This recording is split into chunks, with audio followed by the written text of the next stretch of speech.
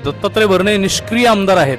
भ्रष्टाचार प्रचंड त्यांच्या कार्यकाळामध्ये झालेला आहे, त्यामुळे ते अपयशी ठरलेले आहे. जाणून बजून इतर कारखान्यापेक्षा 500-600 रुपये त्यांनी टनाला शेतकऱ्यांना कमी दिलेले आहे आणि तेच पैसे आता राजकारणात कार्यकर्त्यांनाच त्यांनी शिकवले की कशा पद्धतीने कमिशन खायचं.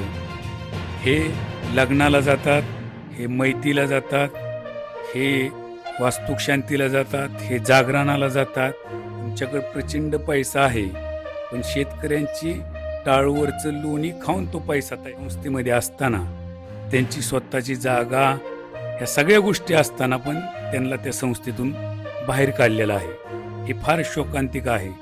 एक प्रकारे तालुक्यामध्ये प्रचंड त्याविषयी नाराजीसुद्धा आहे की शहा परिवार हा प्रामाणिक परिवार आहे. म्हणजे एकाच नाण्याच्या दोन बाजू आहेत. आज तर तालुका त्यांना दोघांना मावस